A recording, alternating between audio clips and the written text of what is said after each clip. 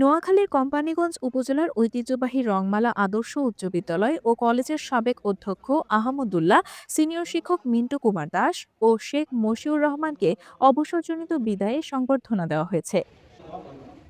Ex student forum, Rangmala আদর্শ উচ্চ বিদ্যালয় ও কলেজের উদ্যোগে 25 জানুয়ারি রবিবার সকালে কলেজ প্রাঙ্গণে আয়োজিত বর্ণাঢ্য অনুষ্ঠানে প্রধান অতিথি হিসেবে উপস্থিত ছিলেন নোয়াখালী জেলা শিক্ষা অফিসার নূর উদ্দিন মোহাম্মদ জাহাঙ্গীর।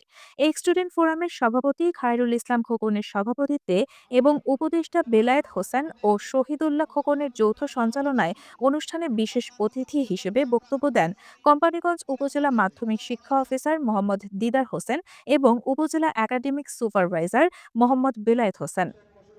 অনুষ্ঠানে আরও উপস্থিত ছিলেন প্রতিষ্ঠানের ম্যানেজিং কমিটির সাবেক সভাপতি মাওলানা শেখ ফরিদ উদ্দিন, ভারপ্রাপ্ত অধ্যক্ষ Mohammad Khurshid Alam, Hajirhat high school and কলেজের ভারপ্রাপ্ত অধ্যক্ষ শেখ সাদি, কোম্পানীগঞ্জ মডেল হাই স্কুলের প্রধান শিক্ষক মোহাম্মদ কামরুজ্জামান সহ স্থানীয় গণ্যমান্য ব্যক্তিবর্গ।